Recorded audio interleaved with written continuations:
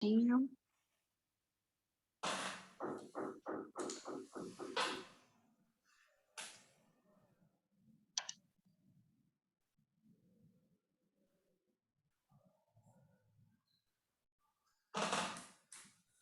A gente vai começar passando um vídeo introdutório que a equipe do senhor Alexandre Alard mandou para nós, explicando um pouco das motivações do projeto do Cidade Matarazzo. Na sequência, faremos uma leitura do breve currículo da nossa palestrante, Adriana Levinsky, e passaremos a palavra a ela. Espera aí, Bia, deixa eu fazer a apresentação antes de passar. Primeiro, bom dia a todos, muito obrigado pela presença, é um prazer tê-los conosco. Obrigado, Adriana Levinsky, por ter aceito o convite nosso para participar desse pequeno live, colocando aí a questão do projeto que você trabalhou bastante nele, que é a Vila Matarazzo, se não me engano, é esse o nome. Cidade Matarazzo. Cidade Matarazzo. É um projeto muito interessante que está sendo feito na cidade de São Paulo, feito pelo Alexandre Alad, que está enfrentando diversos problemas, mas com capacidade, competência e muito dinheiro no bolso, está conseguindo fazer a cidade Matarazzo, que é um desenvolvimento ali onde tinha o Hospital Matarazzo e que está criando, nas próprias palavras dele, ele está criando uma cidade nova, levantando aquele terreno que há muito estava ali. Muito obrigado a todos. Então, Bia, podemos dar prosseguimento. Vamos iniciar aqui com um vídeo rápido, cerca de 2 minutinhos, que é um trecho de uma entrevista do Alexandre para o canal Cidade São Paulo nas Alturas, do Raul Lores, e, na sequência, 1 minutinho de um vídeo que ele gravou para nós.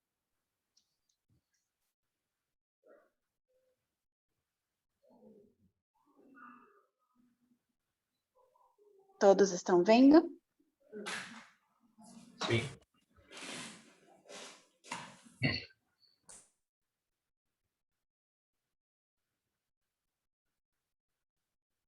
Não tem som.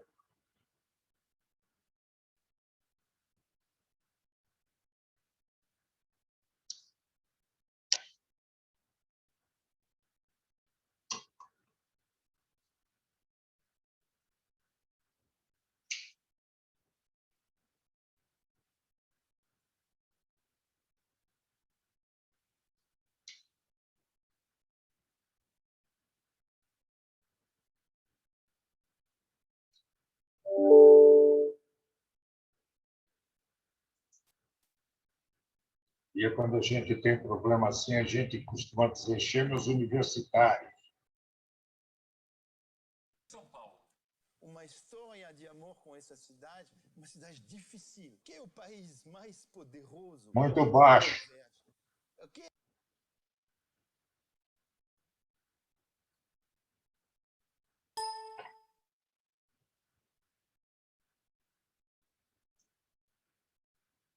Por que São Paulo? Uma história de amor com essa cidade, uma cidade difícil, que é o país mais poderoso no mundo verde. Que é a primeira economia verde do mundo. É o Brasil. Só um segundinho que nós vamos começar novamente. Manda aqui para mim esse vídeo rapidão. Você vai mandar pelo onde? Pelo WhatsApp, pelo e-mail? Problemas tecnológicos.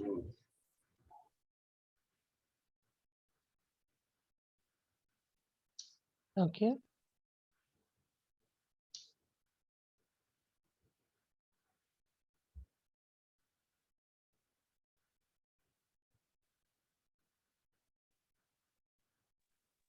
Só um minutinho que nós vamos ter que mudar a forma de compartilhamento aqui do teclado. Só um minuto.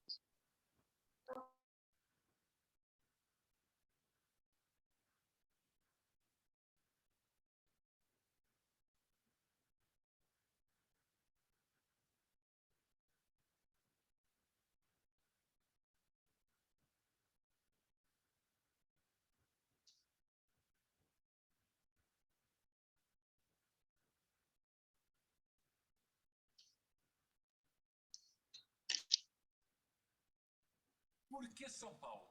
Uma história de amor com essa cidade, uma cidade mais poderoso no mundo verde. O que é a primeira economia verde do mundo? É o Brasil. É a cidade mais poderosa do Brasil.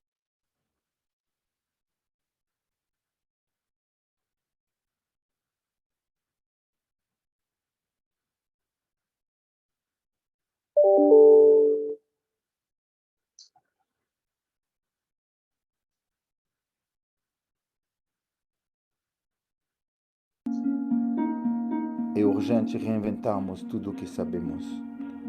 O aquecimento global vai assolar o mundo e tudo o que conhecemos nos próximos 30 anos, com consequências humanas devastadoras. Temos 5 anos, no máximo, para reverter essa situação. Estamos em tempo, é possível. Nosso sistema, baseado na exploração da natureza, faz parte de um paradigma ultrapassado.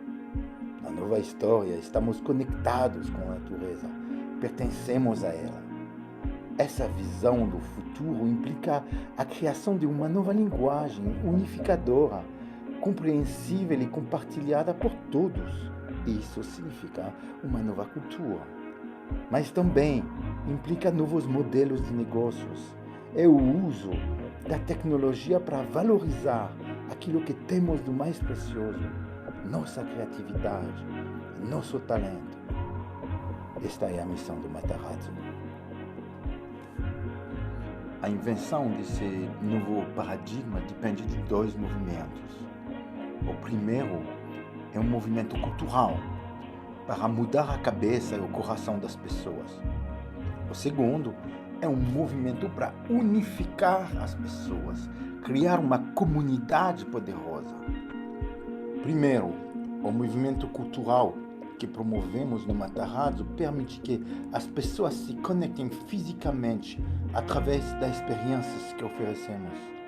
Criamos um contexto onde essa nova narrativa é compreensível e palpável para todos, por meio de centenas e milhares de experiências. Elas se agregam harmoniosamente, começando pela serenidade incrível dos edifícios tombados, trazidos de volta à vida, cercados com 10.000 árvores que invadem a cidade e se estendem verticalmente na Torre de Jean Nouvel, que será o marco da arquitetura contemporânea da cidade. Passando pelo resgate da biodiversidade, que promovemos com centenas de borboletas, até a dignidade contagiante do ex-morador de rua, que se tornou nosso fornecedor do mercado biológico, que trará vegetais com sabor incomparável, uma oportunidade para nós redescobrirmos o fruto de um trabalho feito com amor. E também a divina inspiração dos artistas, vindos de todo o mundo, que celebram a grande diversidade brasileira. Isso é um novo luxo para uma nova humanidade. Segundo passo, o movimento de uma comunidade poderosa. Isso é possível graças à tecnologia. No Matarazzo, criamos uma plataforma digital onde os humanos vêm em primeiro lugar. Essa plataforma é um marketplace gigante para ideias e produtos, onde usuários podem interagir com as mentes criativas mais disruptivas e se inspirar para mergulhar nesse novo mundo. A inovação está também em novos algoritmos que permitem a criação de uma rede de conexões que serve a uma distribuição mais justa da riqueza. Algoritmos que conectam fazendeiros, artesãos, criativos da área do wellness, cultura, moda, promovendo e distribuindo os seus produtos. Eu sei que as novas gerações estão conosco, mas com o Matarazzo queremos avançar a todos.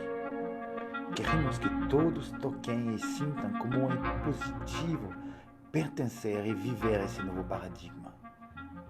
Funciona, acreditem.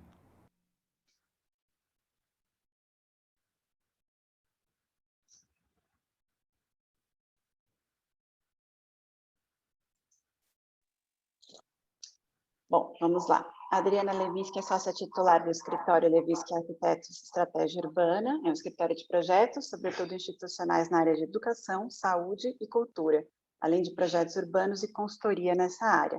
A arquiteta Adriana é urbanista, membro do Conselho Deliberativo da Associação Brasileira dos Escritórios de Arquitetura, Regional São Paulo, a ASBEA, membro da Comissão de Edificações e Uso do Solo, CEUSO, conselheira do Conselho Brasileiro de Construções Sustentáveis, o CBCS, membro representante da FEComércio São Paulo na Câmara Técnica de Legislação Urbanística, CTLU, e formada pela FAUSP em 92 e mestre pela FEFELESH USP no ano de 2000, autora do livro Polifonia Urbana, Arquiteturas, Urbanismos e Mediações, editora Senac, 2021.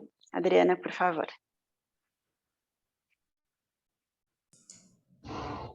Bom, então, inicialmente queria agradecer o convite e, em nome do PELA, também parabenizar a atuação aí da Associação Comercial e do Núcleo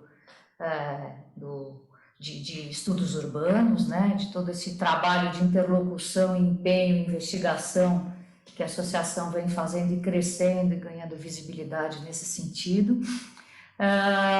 E, bom, agradecer a oportunidade aqui da gente estar conversando sobre um tema que me motiva muito, né, e que eu entendo que seja uma perspectiva aí de crescimento, de aprimoramento das nossas ações em prol da qualificação das nossas cidades, né? Então, eu trouxe uma apresentação aqui para a gente falar um pouco a partir do Cidade Matarazzo de questões vinculadas às oportunidades de intervenção no espaço urbano, né, através de temas que eu acho que são relevantes e que correspondem a uma questão de virada de chave, de postura, de engajamento e zeladoria, que eu acho que a gente vai ter muita condição de compartilhar aqui juntos. Eu vou compartilhar a apresentação.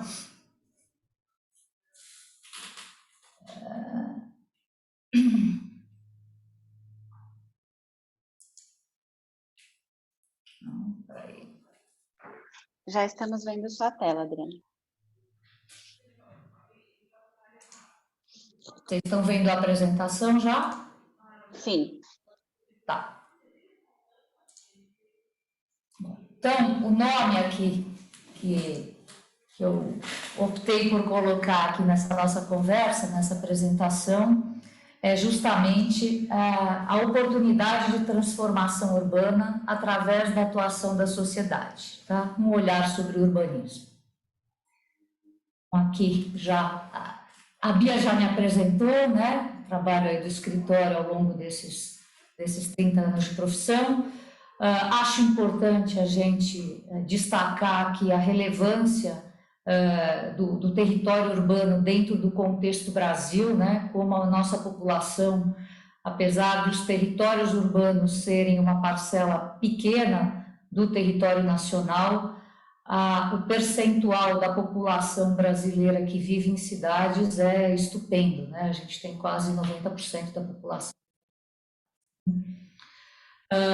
E como a gente pode buscar oportunidades de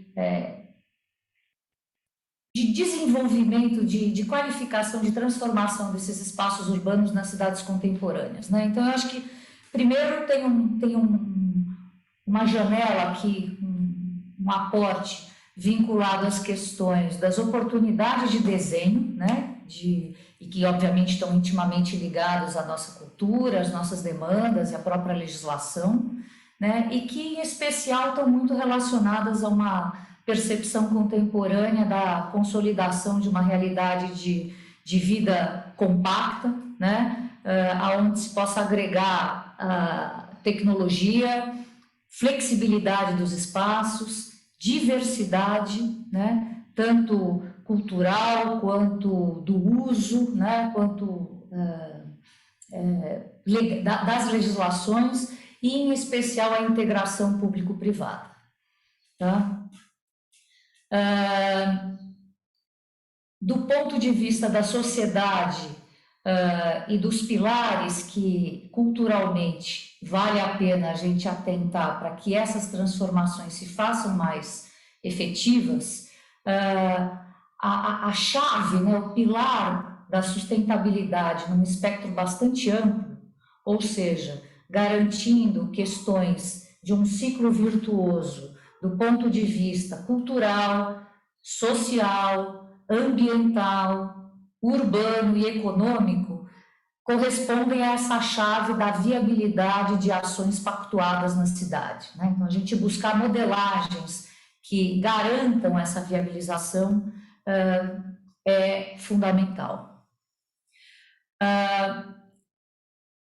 E aí, do ponto de vista operacional, né, como a gente buscar viabilizar essas soluções, isso obviamente não tem condição de acontecer se não houver um foco claramente voltado às questões de governança dessas ações, né? Essa governança está intimamente ligada, obviamente, aos modelos de contrato, aos instrumentos jurídicos e jurídico-urbanísticos aqui no caso, que venham a ser escolhidos para estruturar essas ações, né? E que eles tenham uma série de qualidades, né? Que essas ações tenham uma série de qualidades que garantam o interesse público, né? E aí a gente está falando em premissas de sustentabilidade, né? Nesse contexto de sustentabilidade que a gente falou, uma modelagem econômica que se sustente, né? Uma metodologia e soluções e processo de trabalho que tenha transparência na construção dessas ações, né? E, portanto, com isso, um diálogo, uma interlocução entre as esferas públicas e privada, e aqui o privado eu me refiro à sociedade civil como um todo, né? Bastante transparente também, né? Tá? Então, eu acho que esses recortes que acabam sendo o respaldo para uma metodologia de trabalho é o que eu queria introduzir para vocês previamente à apresentação do projeto que a gente veio falar aqui hoje, porque esse contexto eu acho que é a grande questão, né, que antecede uma tomada de decisão, seja aos olhos do empreendedor, né, seja aos olhos do desenvolvedor, e aqui eu me coloco, assim como uma série de outros colegas, né, envolvidos aí na cadeia da construção e na cadeia produtiva, né, e aqueles que usam, né, que vão operar e usar os espaços no seu espectro mais amplo. Então, eu acho que essa mudança de chave, essa questão de uma mentalidade integrada e responsável por essa governança é o que eu queria trazer como introdução para essa nossa conversa, tá? E aí, então, a gente consegue, obviamente, atuar diretamente no desenho, né? Ou seja, no projeto em si, na base legal que vai garantir a segurança e a transparência desses processos e desses contratos, a legitimidade desses contratos e a relação, que aí também tem a ver com a legitimidade dos contratos, porque é dessas relações que a gente pode ou não qualificar as condições de longevidade dessas ações na cidade, né? Muito rapidamente, eu queria só fazer assim uma passada, uma pincelada desde o início do século XX para cá, para a gente lembrar como a legislação urbanística ela vem, às vezes de forma pioneira, às vezes a reboque, mas pautando a nossa forma de se relacionar com a cidade e com as questões que estão fora do nosso fórum privado, né? Então, se a gente pensar no início do século XX, quando a gente tinha a primeira legislação que regrou a cidade, nos idos do Código Arthur Saboia, a gente tinha uma experiência de cidade com a quadra fechada, né? Ou seja, era a edificação voltada para a rua, com uma grande relação com a rua, né? Da década de 60 até o término do milênio, a gente vem tendo experiências vinculadas ao lote fortemente, uma experiência muito mais no âmbito do privado do que para o público e como público, né? E a partir dessa nossa última legislação, último plano diretor de 2014 e zoneamento de 2016, a gente vem experimentando uma oportunidade de integração, de inter-relação entre espaço público e privado, tá? Então, quadra fechada, eu me refiro a um cenário parecido com esse que a gente vê na região central. A ausência da quadra e sim a presença do lote, do edifício no lote, é a nossa grande cidade construída aí a partir da Z3 e da Z4, ou da Z2 e da Z18, né? Com o edifício solto no lote, e a edificação e a legislação atual é aquela onde a gente tem, essas fotos são ainda de um cenário de cidade em Paris, né, as transformações que aconteceram no Rive Gauche, dado que essas transformações ainda são muito recentes aqui em São Paulo, mas eu acho que já dá para a gente ter algumas referências das novas construções que estão passando a surgir nos eixos, né? Onde a gente vê essa busca da fruição, da fachada ativa, da passagem pelo meio das quadras, ou seja, essa integração entre espaço público e privado. Isso certamente tem a ver com uma mudança de disponibilidade, né, da pessoa, do interesse privado para com o interesse coletivo. E é um pouco disso que eu quero falar aqui, tá? Porque é isso que vai garantir uma conexão positiva entre projeto, né? E projeto aqui eu estou dizendo desde a conceituação do empreendimento até o desenho efetivamente, a participação da sociedade a partir desse projeto e a sua governança, né? Ao longo do tempo, a manutenção, a condição de qualificação desses espaços. E aí o que a gente está propondo como pilares fundamentais quando se fala em projetos de intervenção no espaço público ou com o espaço público, esses pilares estão necessariamente, fortemente relacionados à ação da arte, do entretenimento, da educação, da convivência e da zeladoria. Então, aqui a gente pula para o Matarazzo, né? A urgência criativa que está colocada aqui nesse slide tem muito a ver com a fala do Alex, que a gente ouviu no depoimento inicial dessa nossa conversa, né? Eu acho que ele é muito forte, ele tem uma opção por um posicionamento holístico, né? Aonde não só a configuração prévia do empreendimento, mas a visão da operação e da integração sistêmica está presente no desenho do negócio, né?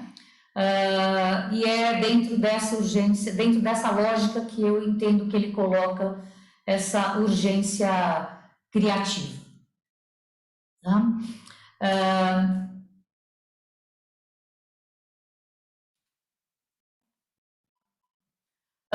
Bom, os pilares do projeto Cidade Matarazzo, né?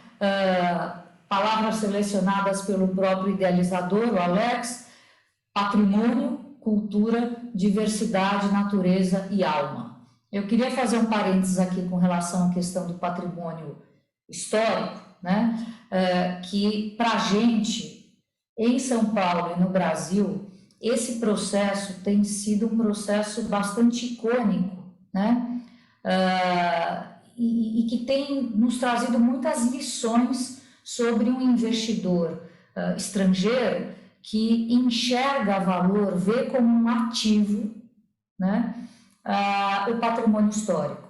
Eu acho que esse é um tema de reflexão, de aprendizado, tanto para os nossos órgãos públicos que regulam o patrimônio histórico, quanto para nós, sociedade organizada, nós, mercado, nós, desenvolvedores, na busca de percepção, né, e ativação desses valores que o nosso patrimônio histórico possui. Tá? Bom, o empreendimento ele tem essa pegada verde, né, onde ela não é simplesmente uma intensificação, uma postura de um belo projeto paisagístico, mas existe uma motivação aqui por trás, um discurso estruturado com relação à necessidade do homem se aproximar da natureza, né? Tem muito aí do que a gente ouviu na fala do Alex também. Então, o projeto ele é carregado, ele é suportado por essas tomadas de decisão, por essa visão de mundo. E aqui tem toda uma integração que de fato ocorre, né, que para além do empreendimento, vem sendo feito ao longo desses mais de 10 anos, uma série de conexões de potenciais interlocutores, prestadores de serviço, futuros usuários, né, do empreendimento, relacionados à produção de arte, né, arte local, a produção de alimentação orgânica, através de processos de inclusão social e geração de renda para baixa renda ou para moradores de rua, que tem um trabalho que foi iniciado o desenvolvimento, né, a partir de toda essa trajetória aí do Alex, e toda a pegada sustentável ambiental do ponto de vista de economicidade de recursos, opção por uma realização da obra com produtos completamente nacionais, tá? Então, essa é a grande tomada de decisão.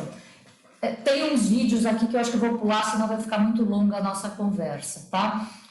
Mas, enfim, então, falando da questão do patrimônio, a gente está falando aí do Hospital Humberto Primo, né, que a família Matarazzo desenvolveu, construiu tanta história em São Paulo a partir do início do século XX.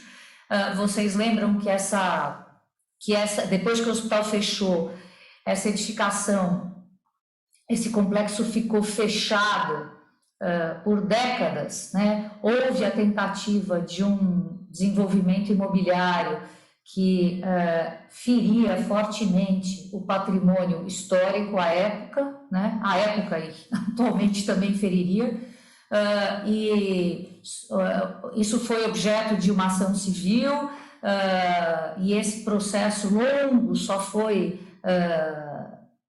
resolvido através de um termo de ajuste de conduta que foi chancelado com o ingresso do Grupo Alar, do Alexandre Alar, quando adquiriu o imóvel, entendendo que aí seria possível fazer toda essa experiência transformadora a partir de um bem tombado. Tá?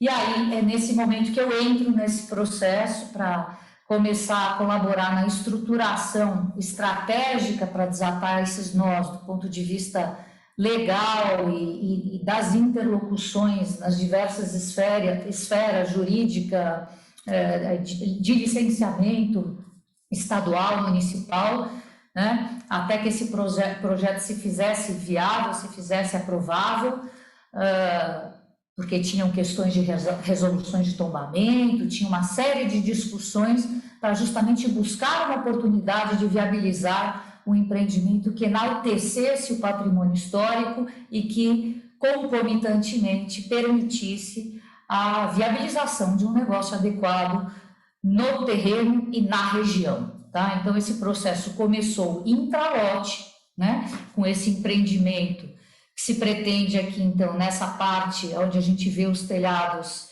cerâmicos, né, com todo um minucioso projeto de restauro para ocupação de um retail, uma área comercial, uma área de cultura e criatividade, uma área de hotelaria e moradia com a construção da nova torre que a gente vê aqui no fundo, que é a torre do Jean Nouvel. Tá? Este é o primeiro momento do processo, que num segundo momento ultrapassou os muros e alcançou o espaço público nessa proposta de requalificação urbana que a gente vai falar também, né? Bom, o processo em si do empreendimento de intralote, ele tem questões muito interessantes quando a gente olha um olhar estrangeiro, valorizando os materiais nacionais, buscando qualificar a indústria nacional, né, para se apropriar dos nossos ativos, né, dos nossos ativos nacionais. Então, o mais explícito inicialmente é o próprio patrimônio histórico, mas quando a gente vai adentrando a obra, né, entendendo o projeto, a gente vai vendo que tem uma enormidade, por exemplo, de mármores, de granitos, que são 100% brasileiros, a forma de esculpir, de trabalhar essas pedras é realizada por brasileiros a partir da vinda de artesãos, de tecnologia de fora para capacitar a mão de obra, os vidros fabricados, enfim, as madeiras, é tudo nacional, né? E trabalhado com tecnologias pouco usuais no nosso mercado, né, nacional. Então, gerou-se uma indústria de capacitação, de formação de mão de obra local, tá? Para a utilização de matéria-prima local na construção desse empreendimento que valoriza um patrimônio histórico local. Então, eu acho que são temas de atenção aí bastante interessantes para a gente olhar, né? Bom, a torre. O Alex trouxe arquitetos internacionais para construir o projeto, então tem o Jean Nouvel na nova torre. Os interiores desse projeto, Philip Stark. Existem uma série de artistas brasileiros comprometidos, vinculados ao projeto, desenvolvendo obras que vão fazer parte aí desse projeto, né, dos interiores ou dos jardins, tá? Algumas imagens que eu vou passar mais rapidamente. Tá?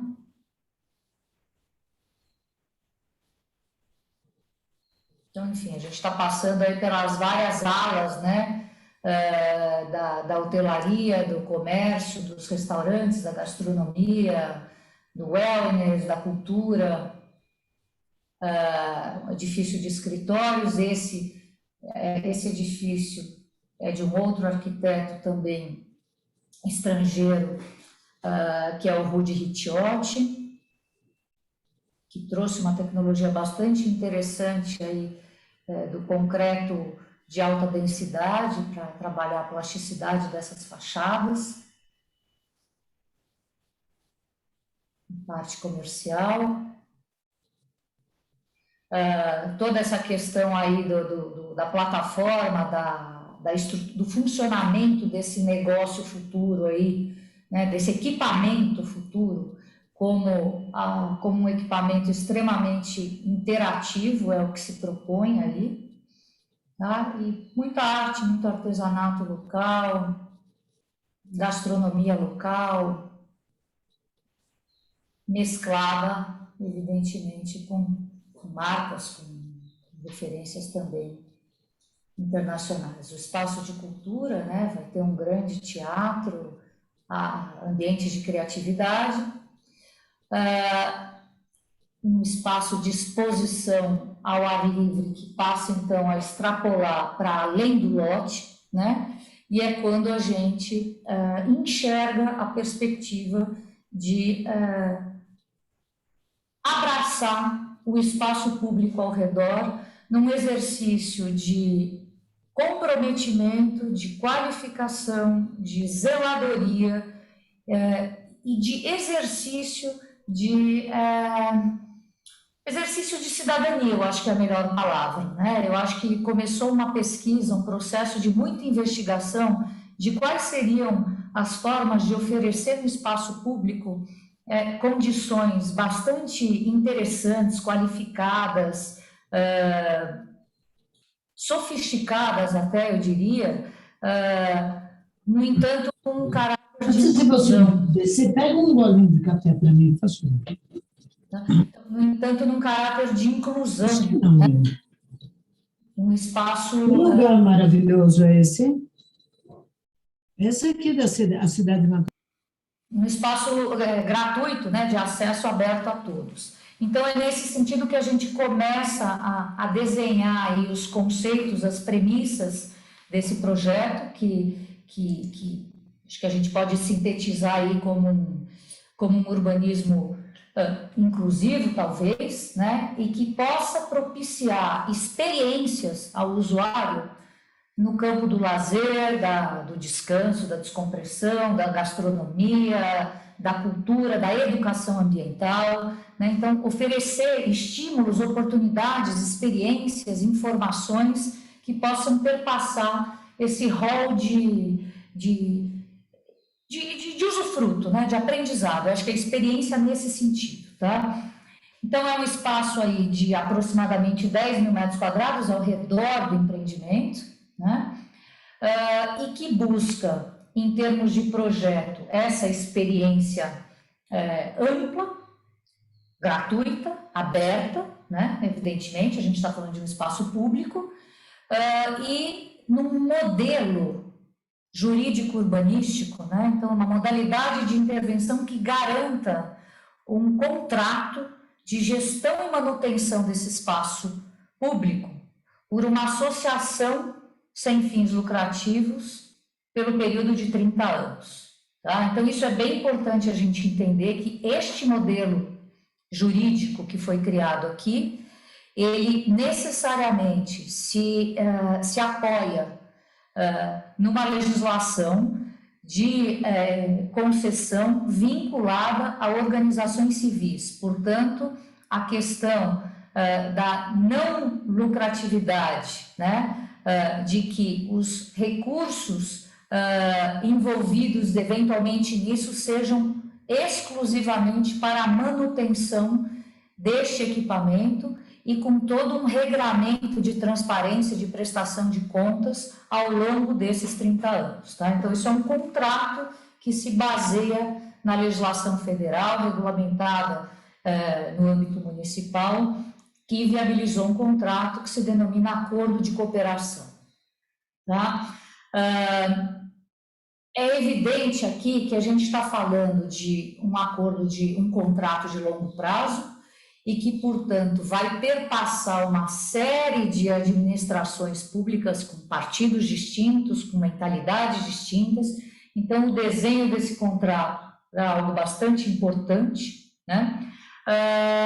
E que ele se apoia, e é aqui que eu acho que tem um tema bastante importante da gente pensar enquanto formador de opinião, enquanto estruturador de oportunidades no âmbito local, no âmbito do bairro, no âmbito do comércio, né?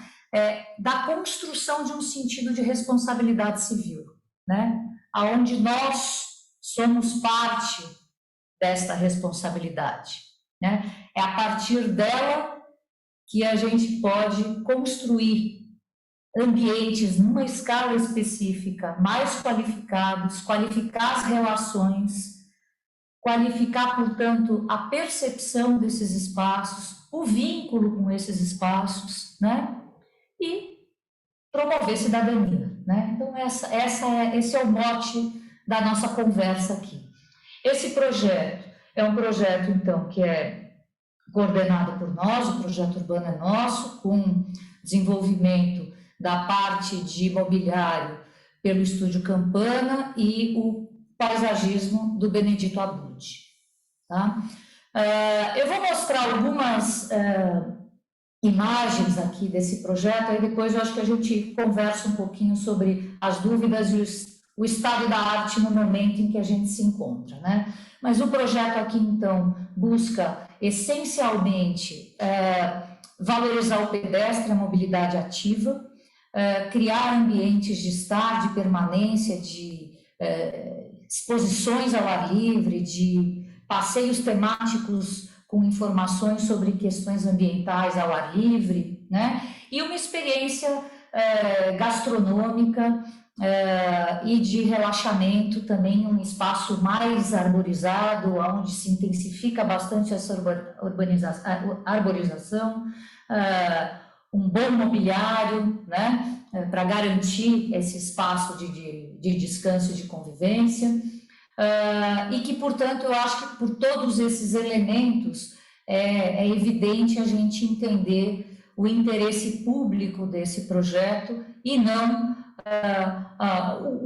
o entendimento distorcido de que essa ação é uma ação que foca o interesse privado, né?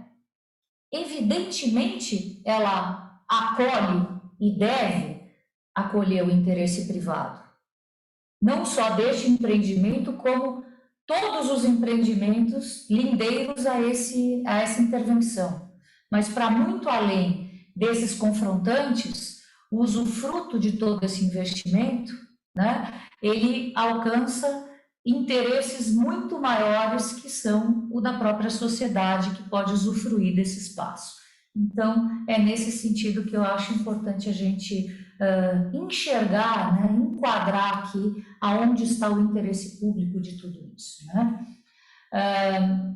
Bom, o processo em si do acordo de cooperação, ele passou por um rito, conforme a regulação legal, né, de chamamento público, de consulta pública, de audiência pública e de licenciamento de projetos. Esse projeto passou por 23 processos administrativos para ser licenciado, tá? Então, daqui a pouco eu dou uma listada aí um pouco em cada um deles. Essa área é a área de intervenção aqui, né? A Rio Claro, a Alameda das Flores, a São Carlos do Pinhal, o cruzamento da Itapeva. O projeto é o que está pintado em amarelo aqui, alterando pavimentação, alterando drenagem, alterando iluminação pública, arborização pública, todo o mobiliário urbano, né? Os mobiliários aí, a gente está se referindo aos quiosques de alimentação, aos bancos, cadeiras, espreguiçadeiras, paraciclos, enfim, toda a sorte de elementos aí que compõem sinalização, totens de sinalização, de comunicação que compõem esse espaço. O projeto propunha uma passagem inferior, né, deixando o carro desvinculado do pedestre, então o pedestre passaria a ter toda uma área de fruição livre, né, dedicada exclusivamente à mobilidade peatonal e também cicloviária, né, espaço da mobilidade ativa, e o carro e os ônibus e carga, enfim, tudo passando por baixo, tirando semáforos, melhorando, qualificando a fruição carroçável desse espaço. Isso foi intensamente estudado com a CET, simulações de tráfego desenvolvidas, né? Uma complexidade bastante grande aqui no projeto em si do túnel, com relação às interferências de redes, de infraestruturas encontradas aqui na região, né? A gente está falando de uma região que não é qualquer região, né? A região da Paulista, então toda a complexidade de cabeamento de telecomunicação, de energia, assim, de gás, enfim, de uma extrema complexidade. Então toda essa compatibilização e negociação com todas esses interessados aí, principalmente das telecomunicações, passou por um processo bastante complexo, né, para ter na superfície, então, esse adensamento arbóreo, com toda uma riqueza aí de experiências que se propôs para o espaço, tá? Bom, esse projeto todo aqui, pensando no túnel, né, evidentemente ele teve aí um intenso debate com a Secretaria de Transportes e com a CIURB, né, por conta aí de todas as questões de infraestrutura. Esses são 2 dos 23 processos que foram aprovados para permitir a implantação do projeto. Tá? Interessante dizer aqui, a gente está vendo aqui o Brazilian Financial Center, né, que é o prédio, o antigo Banco Real, de frente para Paulista, o Eluma também de frente para Paulista, enfim, e todos os demais vizinhos ao longo da Rio Claro, né? Então toda essa experiência de intercomunicação com estes vizinhos no intuito de buscar soluções de interesse comum, né? Fizeram parte, né? Pautaram a metodologia desse trabalho, né? Obviamente com conflitos de interesses diversos, e o nosso trabalho foi justamente o de buscar a cumplicidade, né, a sinergia de decisões aí para buscar a melhor solução.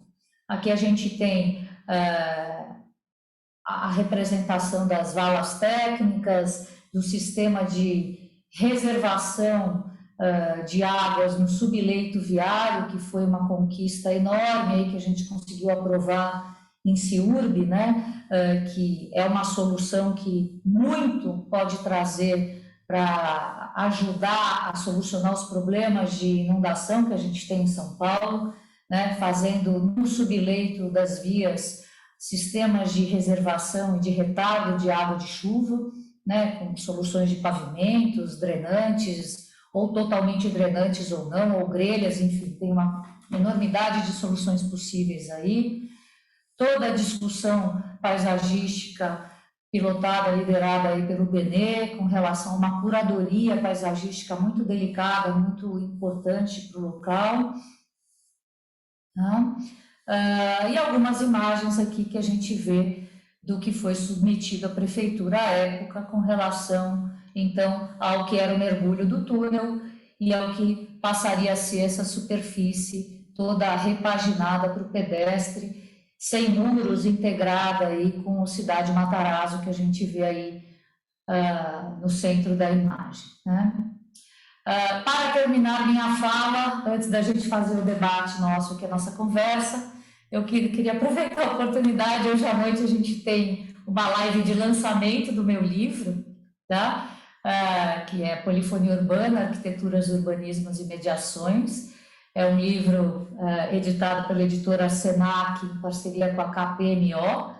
E a live hoje vai debater um pouco do livro com foco nas questões aí justamente de interlocução público-privada, de ações de mediação, e contando aí com a honrosa participação do nosso amigo Marcelo Terra, que todos conhecem, do Eduardo Trani, também subsecretário do Meio Ambiente da Secretaria de Estado, e do Alessio Rossi, coordenador de desenvolvimento e ensino lá do Senac, que vai ser o mediador do evento. Então, convido a todos, vai ser via Instagram, a partir do Instagram da editora Senac ou do Instagram da Levisque Arquitetos. Espero que vocês possam participar. Tá bom? É isso, gente.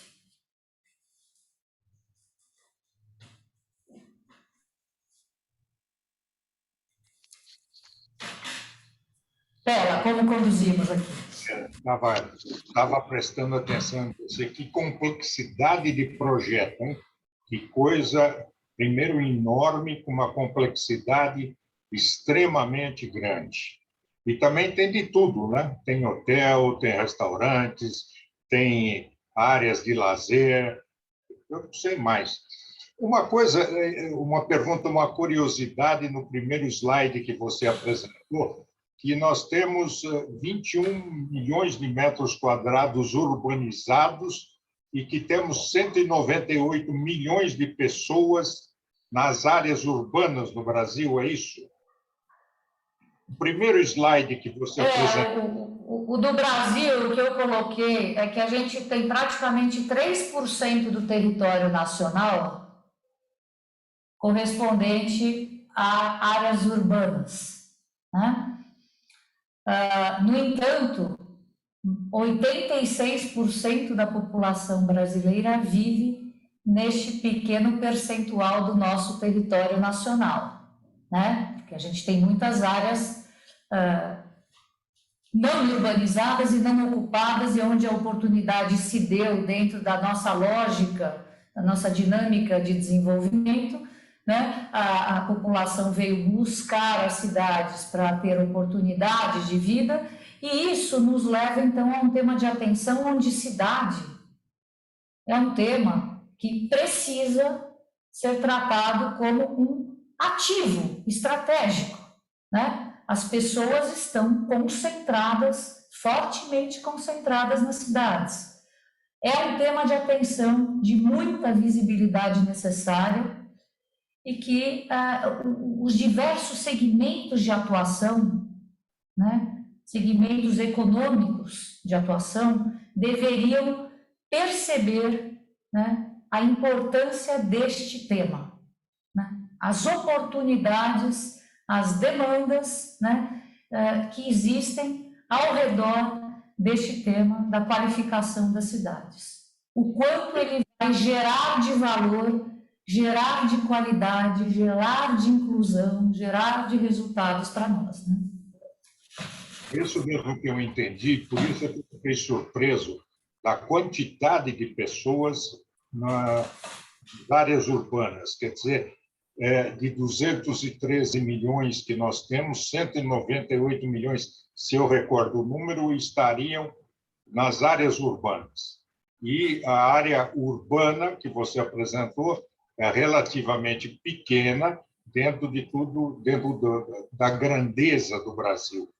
É realmente interessante, isso foi montado.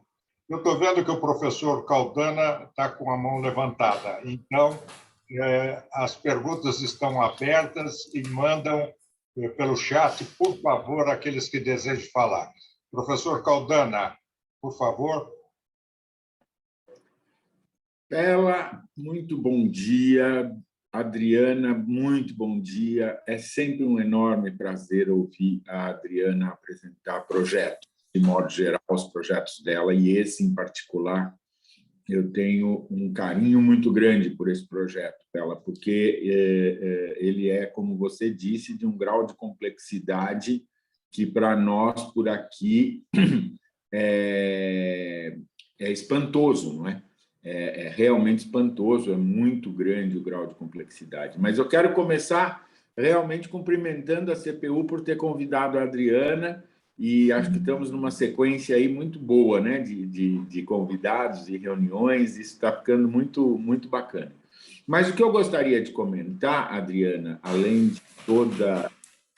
agradecer a sua presença, mas comentar que, além de toda essa complexidade desse projeto, vale destacar a qualidade dele, né?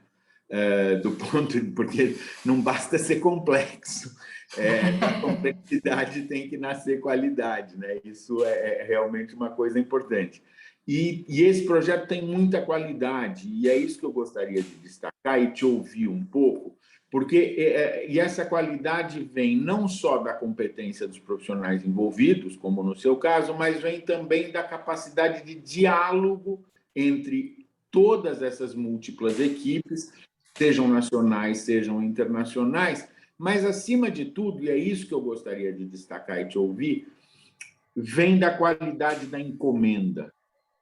Eu acho que eu tenho nosso querido professor Joaquim Guedes, que esteja lá do lado direito do senhor, ele sempre dizia isso, né? Nós temos que entender que muito ou quase tudo começa na encomenda, em uma boa encomenda, na consciência, no nosso caso, de que para ganhar muito dinheiro você tem que gastar dinheiro, que você tem que incluir a questão pública no projeto, e isso não significa necessariamente você abrir mão do empreendimento, ao contrário, veja nesse caso, não é? E está ligado a uma demanda extremamente contemporânea. Então, o que me agrada muito nesse projeto, e aí encerro, eu gostaria de te ouvir, é isso, é como que a questão da encomenda acabou sendo, de alguma forma, de um lado determinante da solução, como sempre é, mas, por outro lado, uma espécie de abre-alas, uma espécie de motivador para uma mudança de mentalidade, né? As questões do patrimônio histórico, a questão da passagem subterrânea, que, infelizmente, enfim, eu não me conformo de não ter sido feito, enfim, dos problemas que enfrentou. São elementos, não é, Pela, que mostram o quanto nós temos espaço para evoluir, mas, por outro lado, para a nossa felicidade, temos aqui a Adriana, que não me deixa enganar, temos competência para enfrentar. Então, eu gostaria muito de te ouvir a respeito dessa questão, de como que a encomenda e o investimento em si podem ser abri-alas de muita qualidade projetual e depois de obra, e, nesse caso, incrível. Bom, Walter, primeiro, obrigada, bom te ouvir, obrigada pelo carinho, pelas palavras, sempre bom a gente estar junto. Olha, sim, certamente a qualidade da encomenda, ela é fundamental. Agora, o que eu acho que é bem oportuno a gente falar quando a gente ouve uma aposta numa verdade dessa, é assim, bom, mas é que o senhor Alar é ele, não é? Se a gente não tem bons investidores, bons empreendedores, então isso não acontece. É um pouco sobre isso que eu acho que vale a pena a gente tratar, né? Sim, interessante ver como o olhar de um estrangeiro tem tido, né? Se a gente lembrar ali na Bobardi, a gente já tinha esse aprendizado, né? Tem tido um desprendimento e uma alegria em perceber valores, potencialidades que a gente tem e valores de oportunidades de transformação em ativos, muito mais do que o nosso próprio mercado, mas assim, estupidamente mais, né? Então, isso é um tema de atenção, que a gente, alguma hora, vai precisar sair desse ponto morto e entender traduzir o que isso quer dizer, né? Isso é um aspecto. O outro aspecto é como esse olhar que já vem valoroso a nós, né, aos nossos ativos, como é que ele também se qualifica em processo, ao longo do tempo, né? Porque se a gente pegar esse empreendimento, olha, eu participo desse empreendimento desde 2011, né? Então, haja resiliência de quem está antes de mim, né? Haja resiliência deste empreendedor. Agora, ao longo desses 10 anos, esse processo foi se aprimorando, ele foi se fazendo, porque propostas surgiram, né? Motivações novas surgiram.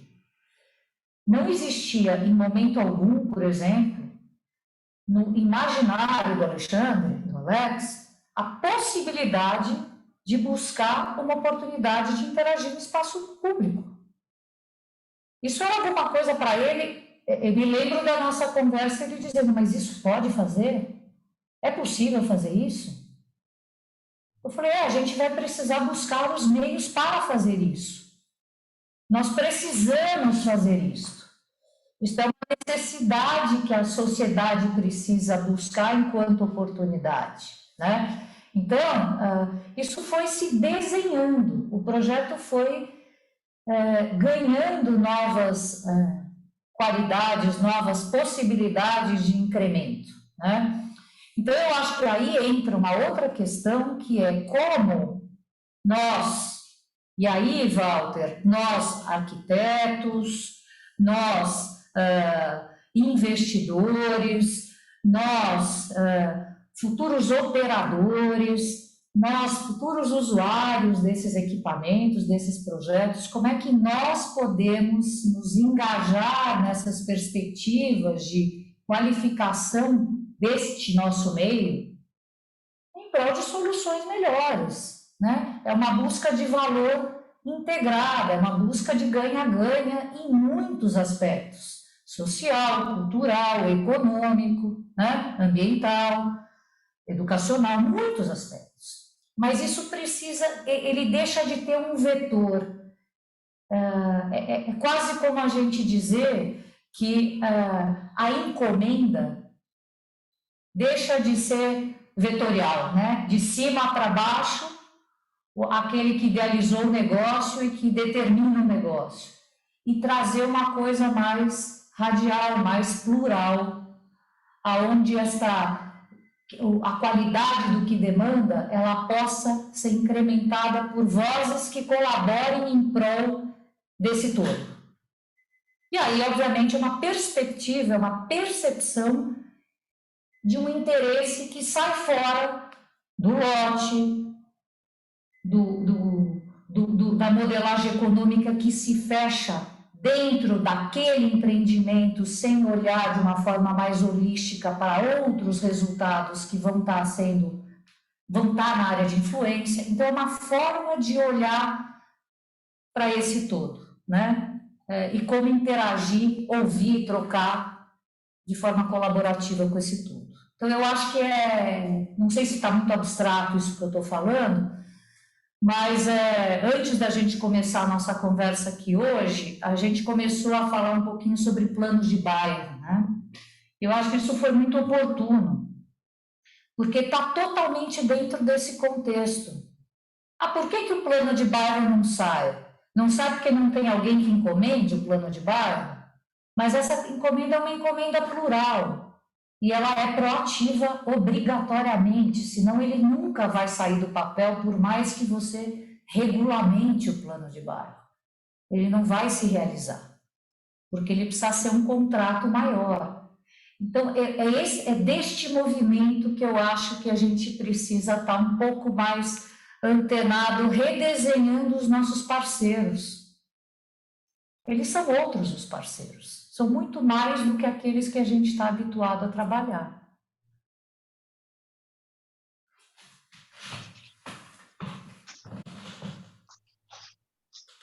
Obrigada, Adriana. A Caldana quer fazer algum comentário? Senão vou passar a palavra para o... Resposta brilhante. Eu agradeço muito, imagina. Tá ótimo. Só lembrando, inclusive, que a encomenda em si dos planos de bairro, só uma pequena observação, ela está posta em cima da mesa, né? Para a sociedade inteira, por exemplo. E o que falta é essa grande articulação a que você se referiu, que eu achei brilhante, precisa como resposta. Obrigado.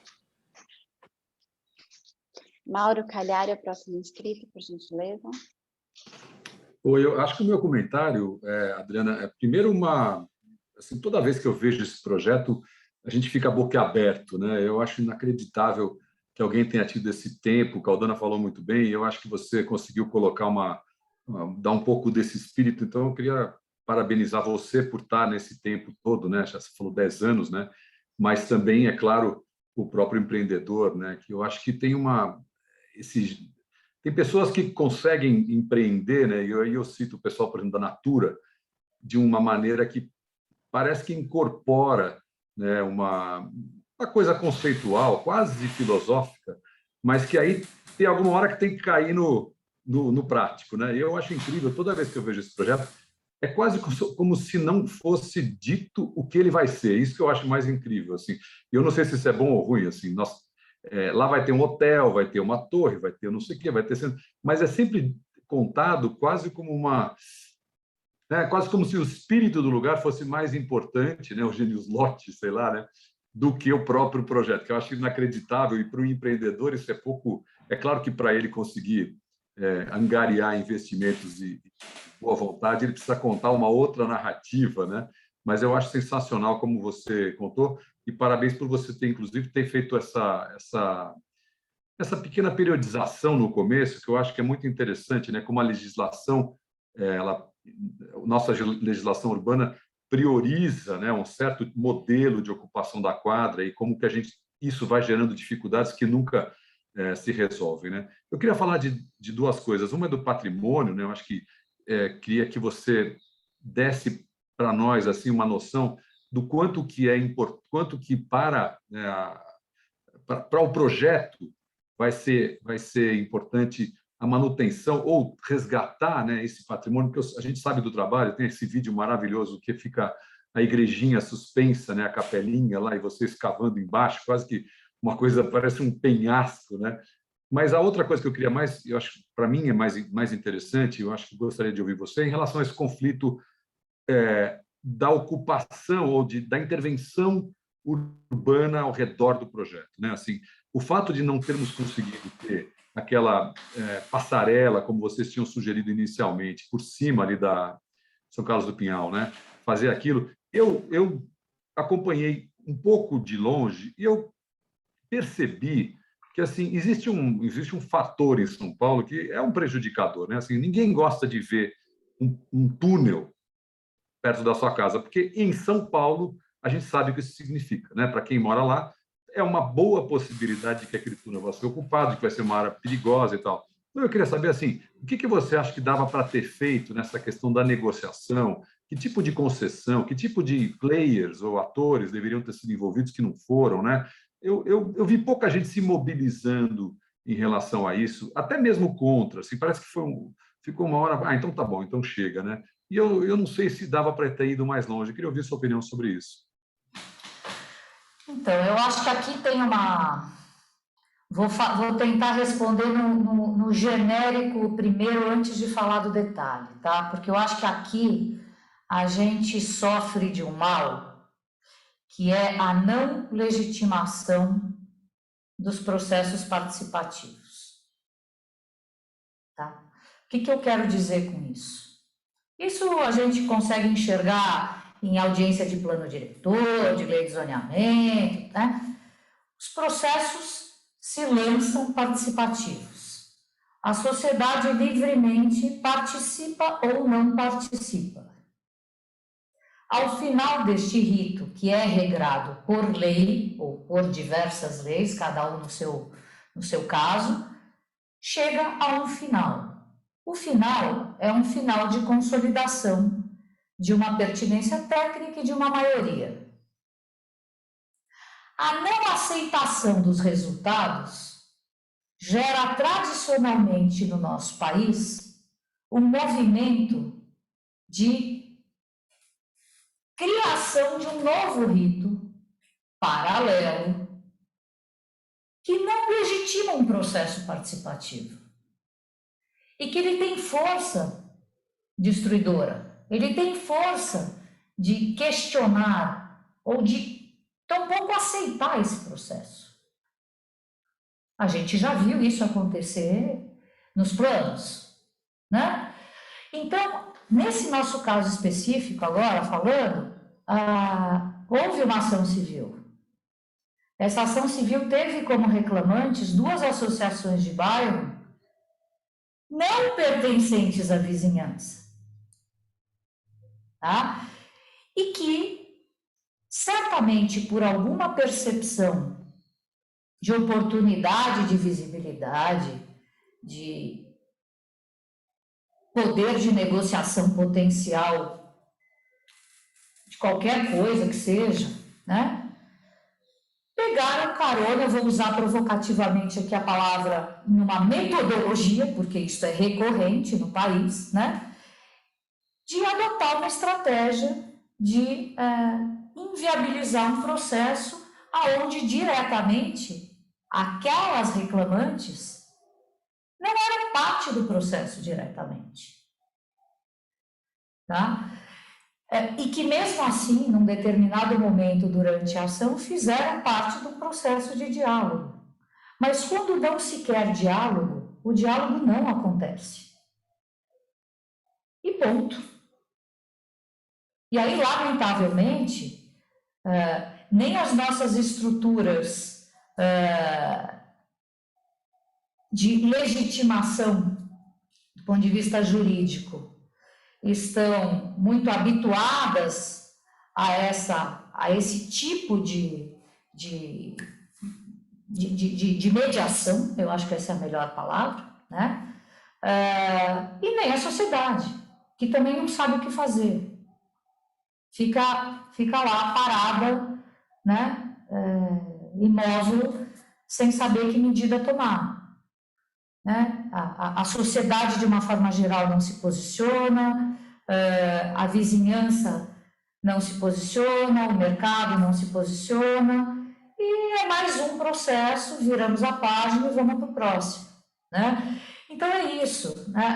Eu acho que a grande questão que está por trás disso é a incapacidade de nós todos, em instâncias todas, né? Cíveis e jurídicas e técnicas, de legitimar processos participativos. Quem não participou, perdeu a oportunidade, não participou. Não foi na audiência falar, paciência, não adianta ir falar no MP depois, se não falou aqui.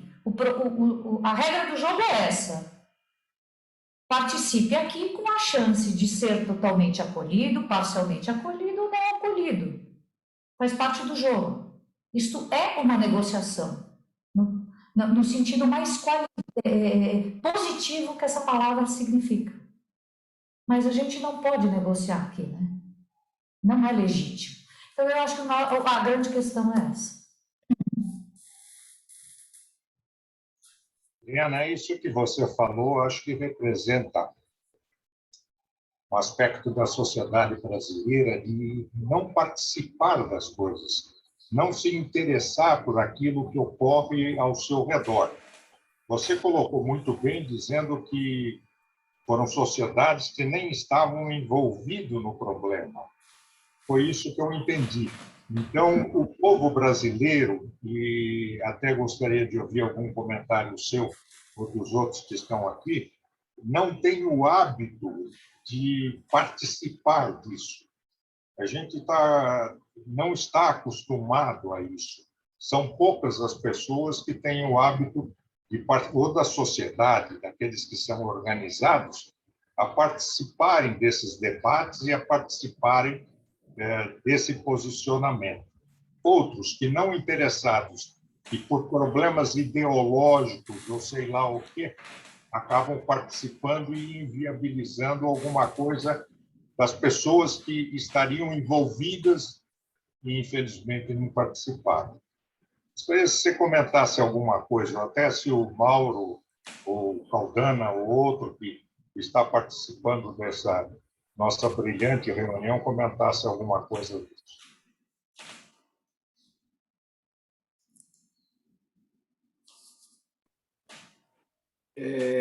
Se me permite, se não houver outro inscrito, eu acho que há dois aspectos aí do que você colocou, Pela, e a Adriana lembrou muito bem, que são os seguintes. O primeiro, que eu acho que a Adriana tocou num ponto, é que nós estamos vivendo, de algum tempo para cá, eu diria que já um bom tempo, uma distorção, eu sei que o que eu vou falar é polêmico, que é um excesso de judicialização da questão urbana.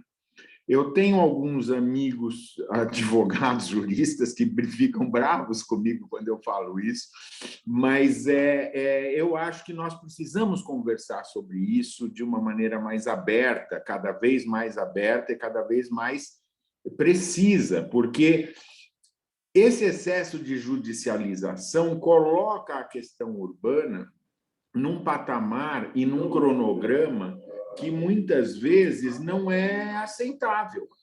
Não dá. A cidade muitas vezes não pode esperar, por um lado, e acabou se transformando, e acho que a Adriana colocou isso com muita clareza, acabou se transformando num instrumento de inação.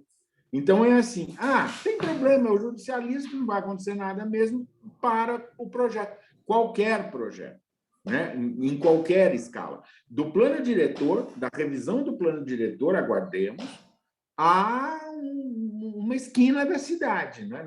Nós enfrentamos, a associação e o meu laboratório enfrentou um problema para fazer uma intervenção de 15 dias na véspera de Natal em 150 metros da Teodoro Sampaio. Imagina, quer dizer, é uma coisa impressionante. Isso é um lado da questão. O outro que eu gostaria de colocar também é que, e também remetendo a uma questão que a Adriana já colocou, os processos colaborativos, mais do que participativos, para nós ainda estão distantes. Por isso, quando eu fiz a pergunta para você, Adriana, eu falei da questão da colaboração entre as equipes, mais até do que uma questão participativa. Por quê? Porque a ideia de que você consiga envolver os interesses dos outros de uma maneira colaborativa, do ponto de vista metodológico, fora do Brasil já está bastante mais desenvolvido. E nós, Pela, eu acho que a sua colocação foi precisa, muito importante, e nós ainda estamos numa visão, eu vou usar uma palavra indevida, algo acomodada, de que venham a minhas criancinhas, ou seja, alguém vai resolver o problema. E, na verdade, não tem esse alguém, né? A gente está aprendendo dolorosamente que esse alguém não existe. Esse alguém somos nós aqui, né? Nós aqui conversando, a associação indo participar da revisão do plano, não sei quem indo buscar um empreendimento assim ou assado, o movimento social percebendo que ele é um agente produtor da cidade. Então, eu acho que nós estamos aí num desafio grande. É isso que eu queria dizer. Eu falei muito para dizer uma coisa tola. Nós temos um desafio grande que é mobilizar e articular a sociedade de uma forma mais colaborativa. Para isso, eu só sinto falta do chamado espírito público nas nossas ações todas. Isso eu me ressinto um pouco da falta dele. Então, Walter, exatamente. Eu acho que aí entra uma questão que está intimamente relacionada à nossa capacitação profissional e cidadã, né? Humana. Eu acho que, nesse sentido, se a gente pensar nos diversos segmentos, para a gente fazer um recorte, para ficar mais fácil, a gente fazer um olhar para o nosso segmento produtivo, tá? Só para ele. Eu acho que já tem pano para manga, né? Para a gente ver como é que as universidades poderiam estar ampliando esse campo de investigação e de capacitação. E aqui não é só o arquiteto e urbanista, né? São todas as engenharias, as áreas de comércio, né? De prestação de serviços, com esta visão de que a gentileza aqui, ela não é uma esmola, mas ela é a construção de uma governança viável, né? Então, eu acho que isso precisa ser percebido, de fato, precisa ser ensinado, descoberto, estudado, né? Então, ao menos ao nosso alcance, né, nas nossas áreas de atuação, talvez fosse um ponto de partida começar, né, a mudar essa chave. Porque não adianta a gente só enxergar o problema mais, né? Eu acho que a gente até já deu esse passo, né? Na hora que a gente fala, bom, realmente a questão das disparidades, a necessidade de construção de uma condição mais inclusiva, mais equilibrada, é uma urgência que o mundo está dizendo que precisa realizar. Então, agora como, né? Como é que cada um de nós faz isso na medida que isso... e aí, obviamente, a pandemia ajudou bastante a gente a perceber na carne, né? Como faz? Como é que você realiza isso no seu pequeno núcleo, né? Na modelagem do seu negócio, nos resultados da sua modelagem econômica, na sua estratégia de comunicação, na composição das suas equipes de colaboração, né? Eu acho que são, de fato, é um redesenho de muitas chaves aí, né? Que são, de fato, diferentes daquilo que a gente está habituado a operar, né? Doutor Pella, a gente tem mais uma inscrita para perguntas, que é a Mônica. Mônica, vou passar a palavra para você. Oi. Bom dia a todos. Bom dia. Vocês me permitem, primeiramente, fazer um desabafo. Eu sou artista plástico, formado em artes, e meu marido, ex-marido agora, porque as dificuldades financeiras para os artistas no Brasil dificulta aí o convívio, então, meu companheiro, ex-marido hoje. Muito bem. A minha experiência como artista no Brasil é terrível, né? Ser artista do Brasil é absolutamente terrível. Porém, o meu TCC foi sobre... Vocês me permitem, por favor, uns minutinhos que eu gostaria muito de falar. E, para mim, tudo que eu ouvia da palestrante, assim, dá até vontade de chorar. Então, assim, o que nós precisamos fazer, meu marido? Meus filhos estudaram em escola pública. Meu TCC foi sobre arte e educação. Então, a única saída que eu tive foi aplicar esse conhecimento, que é pelo fazer. Como resultado, eu tenho meus filhos hoje faixa preta em esporte de artes marciais, eles são músicos, eles são desenhistas, eles escrevem, tudo dentro de casa. Eles falam inglês fluentemente, porque eles estudaram em escola pública, nós não temos condições. Apesar de vocês estarem me vendo aqui numa casa bacana, é herança de família, mas o meu cotidiano, desde que eu me casei, sem meus pais, já que faleceram logo depois, não foi muito fácil. Então, assim, até o inglês eu tive que aplicar a arte e a educação, porque eu não tinha condições de pagar a escola de inglês, mas eu fiz o mesmo também quando eu os coloquei para estudar os conteúdos de escola. Resultado da arte e educação. Meus filhos estudam na USP, estudaram na USP, e, coitados, sofreram tanto que eles acabaram indo um para economia e o outro para marketing.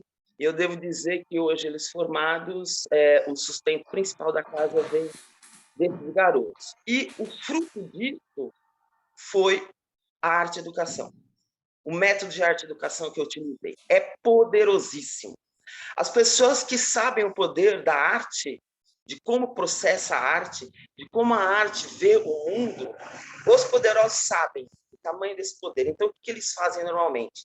Quando querem controlar a sociedade, é tirar esse conhecimento, é não demonstrar como é que funciona. E, no caso do último desses governos, triste, né, de rebaixar muito o nível da cultura, né? Rebaixar muito o nível da cultura, sendo que hoje nossa porta-voz, nossa representante, eu respeito até pela arte dele, eu realmente respeito, acho vários aspectos interessantes, mas eu fico triste de ser quem são os nossos porta-voz, ser Anitta e Pablo Vittar.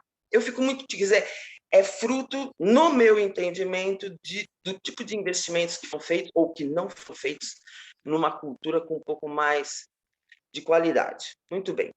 Isso ainda não é o meu desabafo. Meu desabafo é o seguinte.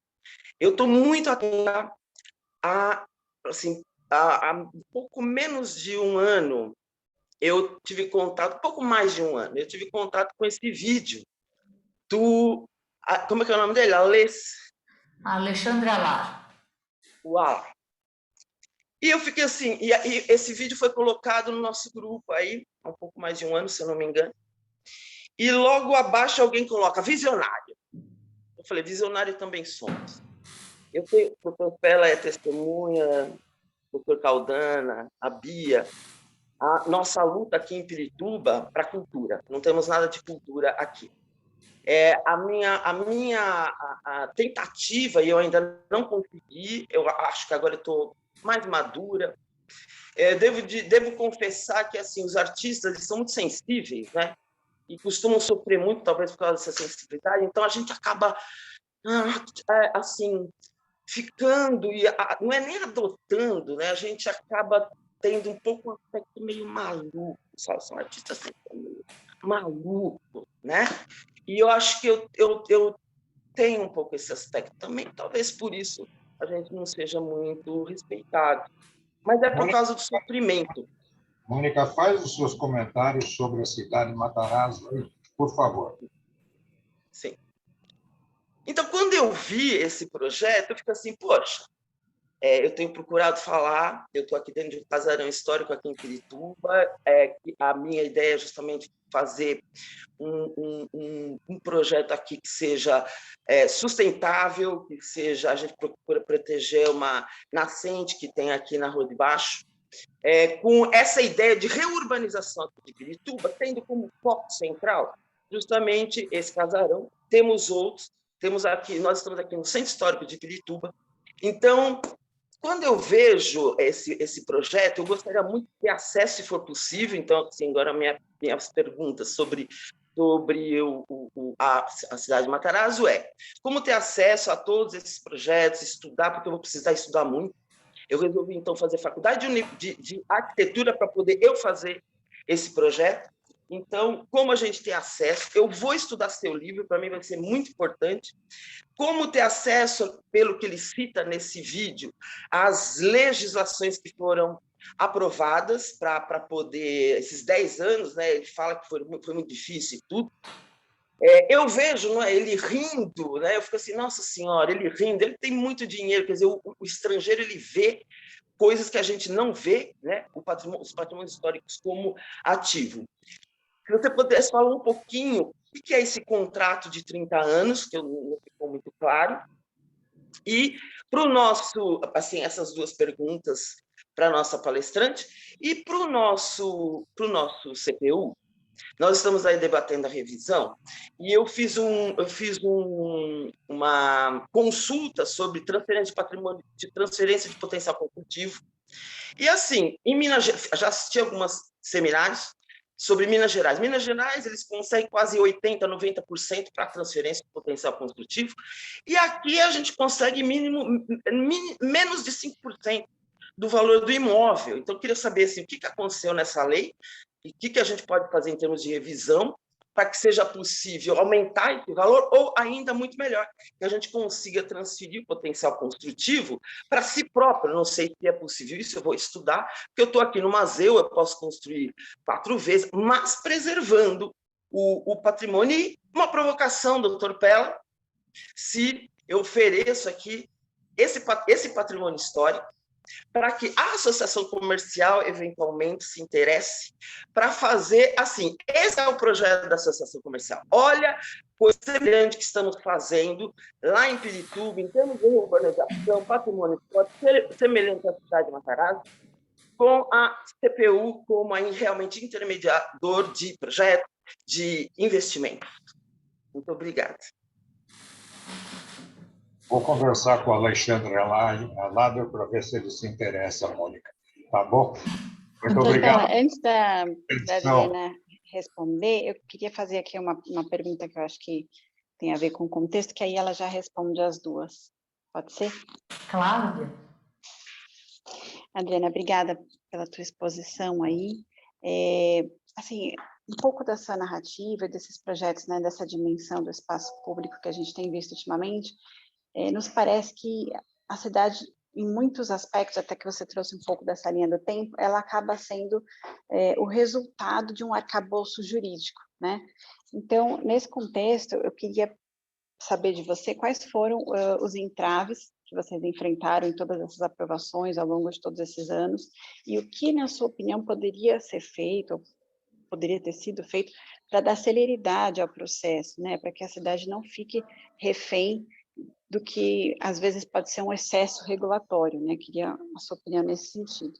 Obrigada. Tá, bom, eu acho que o primeiro, eu vou começar pela tua pergunta, Bia, eu faço o gancho, Mônica, para para falar da questão do contrato aí dos 30 anos, acho que vai ficar mais claro. Primeiro, eu acho que é importante a gente entender que a estrutura que a gente vive, né? Nós temos uma estrutura administrativa bastante segmentada, né? Então, aquilo que a gente está falando que a nossa cultura não permite o entrosamento, a integração, as nossas estruturas administrativas não seriam diferentes, né? Então, a gente tem os organismos com as suas competências e poderes específicos em cada uma das pastas e os ritos de desenvolvimento, de atuação, de licenciamento, cada um no seu quadradinho, né? Essa integração entre poderes, entre pastas, entre competências, certamente altera as condições de poder que a gente conhece hoje estruturadas na nossa lógica administrativa, né? Para a gente falar em intervenções complexas e mais ainda em intervenções em espaço público, não precisa muito tempo para deduzir que, obviamente, a integração de pastas vai existir, né? Quando você chega a aprovar um empreendimento num lote e fala, oba, só vou aprovar na SMU, legal. Isso não existe em espaço público, é impossível, né? Então, necessariamente, a integração, ou o termo que o Walter falou, a colaboração entre inteligências é fundamental, né? Então, tem que ter uma predisposição por um lado e tem que ter uma coordenação dessas ações por outro. Então, eu acho que é muito mais isso, Bia, do que a gente, em muitos casos, criticar a própria legislação, né? Eu acho que talvez, do ponto de vista, pegando alguns aspectos aí do que a gente está trabalhando, obviamente sem prejuízo de adequações que a gente sempre precisa estar aprimorando aí no nosso arcabouço legal, mas eu diria que grande parte dos nossos problemas estaria muito mais vinculado ao nosso modus operandi, a forma como a gente aplica a legislação, a forma como a gente licencia os nossos empreendimentos, sejam públicos, sejam privados ou público-privados, do que previamente à legislação, né? Então, a integração entre legislações, a conversa entre disciplinas, em muitos casos, é o que complica tudo, né? Então, no caso específico, o tempo de evolução dos processos, aí, assim, Cidade de Matarazzo está aprovado, plenamente aprovado, né? Não tem nenhum problema de licenciamento nele, está tudo aprovado, tá? O sofrimento para aproximar uma necessidade de um olhar mais atento com relação às questões de patrimônio histórico, associado à questão do verde, né? Então, uma árvore que está caindo e que vai, enfim, que interfere no acesso, numa entrada do empreendimento, ou vai detonar o patrimônio histórico, e a casa está na calçada, como é que você faz isso, né? Essa interlocução, ela é muito mais complicada do que o próprio regramento que está ali. O regramento está dado, de quem são as responsabilidades, de quem é a competência, qual é o rito, bem, mas a integração não existe. Por que o habite não sai? Porque a aprovação não sei o quê. É sempre um porquê de alguma coisa não prevista pela falta de diálogo, pela falta de uma simplificação do processo colaborativo, né? Então, eu acho que é muito mais isso, né? Tiveram questões específicas nesse empreendimento ligadas à questão do licenciamento, né? Principalmente a questão do patrimônio histórico, onde se revisitaram resoluções, sim, houve isso, claro que houve, né? Mas eu diria que é quase pontual, dada a complexidade do processo e a demanda de integração dessas pastas, né? Falando do projeto urbano, precisava viabilizar uma integração entre paisagem urbana, entre mobilidade, entre verde, entre patrimônio, entre infraestruturas, né? Então, por essas pastas todas em conjunto, se fez possível por uma governança, por uma gestão de integração dessas pastas. Fizemos isso. É complicado, é complexo, não está na pauta da faculdade? Não está. Né? Mas eu acho que esse é um tema. Este é o tema, pensando nesta questão da busca de celeridade. Né? Não adianta ter sistema digital de aprovação se só uma secretaria cuida naquele sistema. Se a integração das outras secretarias não deliberam num processo único. Se a gente tem que continuar protocolando 15 processos ao mesmo tempo num sistema digital. A questão é outra. Aonde está a integração? Isso é a simplificação dos processos. Mas o diálogo vai ficar mais complexo? Talvez num primeiro momento sim, porque não é o usual, mas vai ficar muito mais simples depois, né? Então, eu acho que essa abordagem. E aí, com relação à questão da pergunta da Mônica, com relação ao contrato, né? O contrato aqui é um contrato entre um ente público e uma associação sem fins lucrativos, que apresentou todo um custo, né, um CAPEX e um OPEX aí, para executar as obras e para manter esse espaço ao longo de 30 anos, que é o modelo de governança que a legislação permite, tá? Com uma regra de transparência e prestação de contas ao longo de todo este período. Então, queimou a lâmpada, quebrou a cadeira, estragou o piso, né? Onde está a competência e a responsabilidade? Então, o regramento das responsabilidades ao longo do tempo e a forma de se comunicar com transparência, porque é um patrimônio público, são elementos que precisam estar contidos no contrato, né?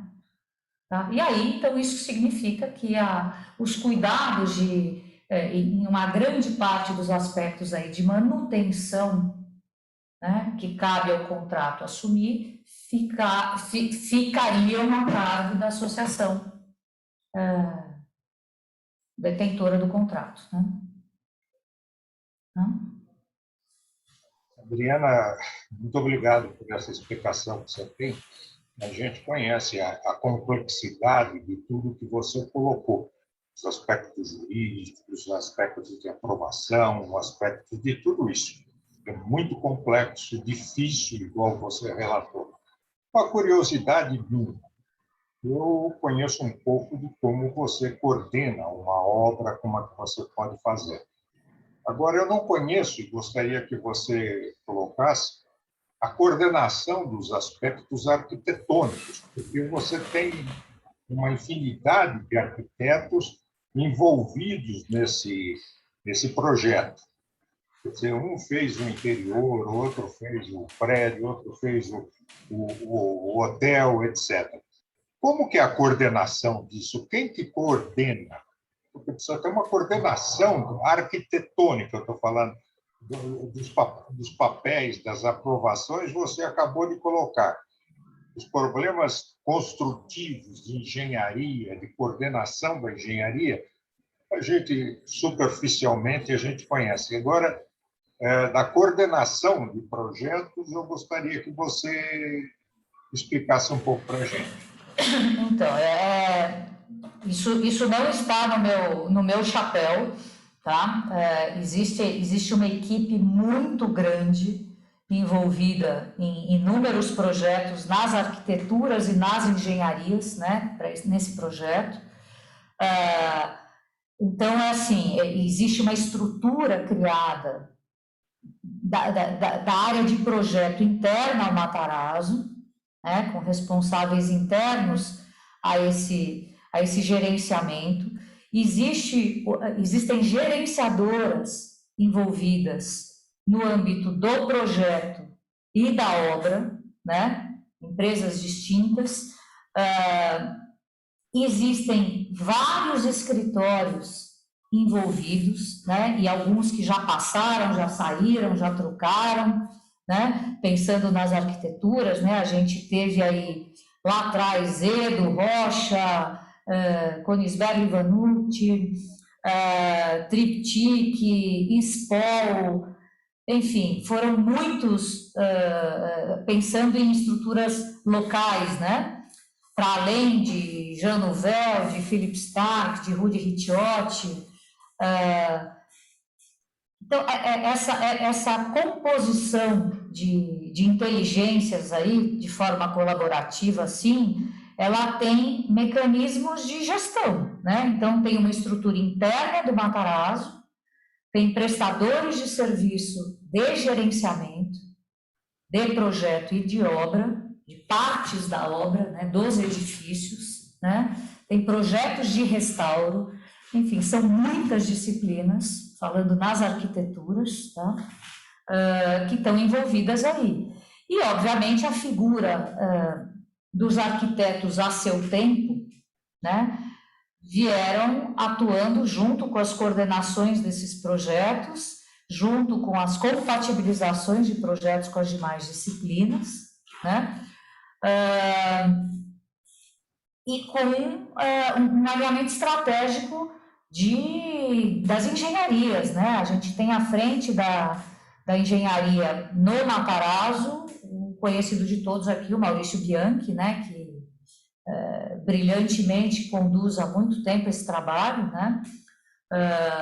E pilota os conflitos, as tomadas de decisão, os alinhamentos com o board, né, com os parceiros, com os financiadores, com a viabilidade de custos, enfim. Então, tem muitas, mas assim, eu prefiro nem citar porque eu vou pecar por esquecer alguém aqui. Acho que vale a pena a gente relacionar, não vim preparada para isso hoje aqui, mas relacionar todos esses nomes, né, porque são muitas inteligências fazendo um trabalho espetacular, né, e que, sim, de fato, eu acho que o tema que está por trás aí, ou à frente disso, é a capacidade de gestão e de integração dessas inteligências. Eu acho que de tudo isso que a gente está falando, no fundo, lá em cima, o que a gente está focando é nessa atividade, nesse exercício de integração e de colaboração, né? Bom, Bia, tem mais perguntas? Tem mais inscritos? Alguém que gostaria de fazer e dar mais trabalho para a Adriana? Não, doutor Pella, já encerramos. Posso eu? Júlio, você quer fazer pergunta? Eu até gostaria, que eu gostei, como ela falou da prefeitura, das aprovações, então, todos os projetos linkados, realmente aquilo que, desde sempre, ela me conhece, desde que eu entrei na associação, é as coisas que eu sempre briguei e sempre contesto até hoje com a prefeitura. Então, a gente sabe da dificuldade que é a aprovação. Há 10 anos que ela está nesse projeto, então, talvez essa obra já era para estar pronta faz tempo, né? E a gente sente que a Moca perdeu a oportunidade, com tanto patrimônio histórico na Moca, a gente perdeu a oportunidade de ter empreendimento desse nível na Moca. Tinha o Moinho Santo Antônio, Lenços Presidente, e vamos ao próprio Alpargatas, N empreendimentos deles. Mas foi muito legal poder conhecer isso um pouquinho mais por dentro da alma disso, né? Já que a gente conheceu essa história por dentro, mas sem estar lá fisicamente, ela podia fazer um convite para a gente, né? Como toda vez que alguém dá uma palestra, convida a gente do metrô, a gente foi conhecer as coisas, a gente um dia podia fazer um tour fisicamente lá, um dia que ela pudesse conseguir essa visita para a gente, né? Então, Acho que a minha ideia seria dar uma cutucadinha para a gente visitar essa obra, sem escada, tá? Tá bom. Não, podemos fazer isso sim, Júlio. Eu vou programar, vou ver o que seria Vocês poderiam fazer um exercício de quantas pessoas estariam interessadas, porque isso requer uma logística numa visita dessa, numa obra em andamento. Então, a gente precisa, antes de estruturar a visita, a gente precisa entender um pouquinho para ver como é que ela, né, se é viável fazer numa vez só, como é que a gente faz isso. Tá? Mas aí, Pela, vocês tendo aí essas informações, a gente conversa e eu faço a ponte, a gente busca aí o melhor modelo para fazer essa visita, que realmente vale muito a pena. Acho que é bem interessante. Ver lá na prática é bem interessante. Eu queria, Júlio, falar só uma coisa que eu não sei se ficou clara aqui no meu depoimento sobre vínculo com o projeto e as questões de licenciamento. Esse período de vinculação ao projeto não está relacionado a uma necessidade ainda de aprovação do projeto do Cidade Matarazzo, tá? Então, é um pouco como eu falei, de que as coisas foram ganhando novas roupagens, extrapolando para o espaço urbano, criando demanda de novos licenciamentos, né? Então, assim, o empreendimento está aprovado, e eu diria que num prazo, claro, teve o primeiro momento lá de viabilização das resoluções, de debate das resoluções, audiências públicas, etc., mas depois isso teve um processo bastante adequado, aí, eu diria até, de aprovação, né? Então, não há pendências de aprovação no empreendimento dentro do lote, tá? A vinculação é pela continuidade dessas novas oportunidades que a gente foi desenhando juntos e que foram criando processos consecutivos aí de licenciamento e de diálogo necessário. Mônica, Adriana, eu acho que a apresentação que você fez foi muito interessante. O pessoal que está nos acompanhando aqui desde o início deve estar tudo muito pensativo a respeito de um projeto como esses, que é realmente diferente dos projetos. Como você diz, não está dentro do lote. É um projeto diferente, que foi muito trabalhoso, com envolvimento de centenas de pessoas, de muita governança, de muito trabalho, de muito pensamento, de todos os níveis. Fora, não sei quantos homens estão trabalhando na obra, tudo isso, quer dizer, é um envolvimento muito grande e muito interessante. Acho que, pelo menos eu, nunca tinha conseguido observar isso e acompanhar a ideia de um projeto e a construção disso como está. Parabenizo você pela colocação. Tem uma mãozinha levantada aí. Olha, o tempo nosso já se esgotou, Nicolau, mas faça a sua pergunta rapidinho e a Adriana vai responder também rapidinho. Nicolau, abra o seu microfone e pergunte. Adriana, eu conheço muito bem essa região do Hospital Matarazzo, desde quando funcionava o Hospital Matarazzo. E realmente eu passo por lá sempre e vejo, é um trabalho insano desse pessoal que está com você. Agora, só o aspecto de trânsito, como é que vai ficar o trânsito naquela região depois de tudo aquilo funcionando? Porque a Rua Itapeva, durante o dia, já é um trânsito complicado. Como é que vai ficar a situação? Só isso. Obrigado. Bom, então, tentando rapidamente responder essa pergunta, como todos os empreendimentos polo-geradores, eles têm uma avaliação das exigências intra-lote e fora do lote, né, em termos de contrapartidas necessárias aí para receber esse novo polo, né, isso foi discutido, tem via de acomodação interna, né, para entrada de veículos, então, assim, tem mitigações que o próprio projeto absorveu dentro do lote, né, para além das contrapartidas, e, assim, certamente o túnel ajudaria muito, né, porque ele tiraria esses cruzamentos e semáforos e tinha toda uma reengenharia na temporização semafórica até 9 de julho, Consolação, isso, infelizmente, não vai ter, né? Então, agora, dentro do que o próprio órgão competente analisou como as demandas necessárias para mitigar, isso foi trazido como medidas de mitigação dentro do lote, né? Essas áreas de acumulação, baias internas, tem uma rua interna, né, que foi criada paralela a Itapeva dentro do projeto, o que não vai criar fila na rua, né, esse tipo de coisa, tá?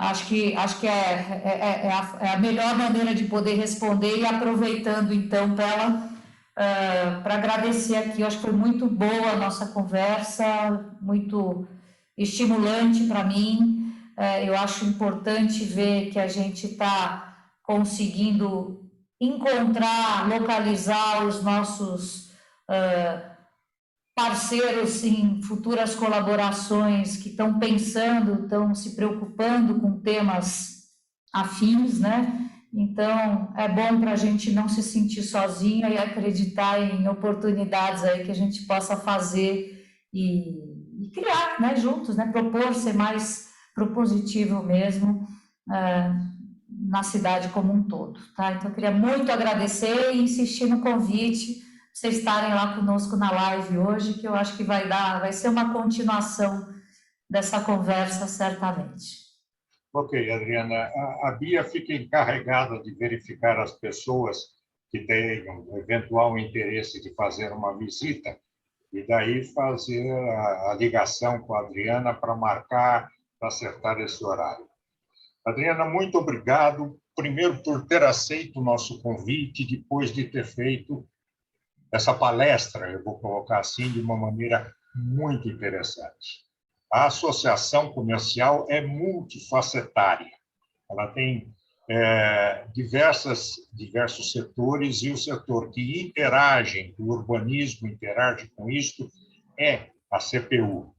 E nós estamos sempre interessados em saber o que acontece na cidade e, eventualmente, havendo possibilidade de fazermos intervenção quando possível. E estamos sempre procurando o melhor para a nossa cidade. E é isso que está acontecendo nesse momento com o projeto que você está envolvido. Portanto, estamos totalmente abertos para qualquer momento a gente voltar a conversar, a tratar com os órgãos públicos, a tratar com a prefeitura, nem sempre com sucesso, sabe?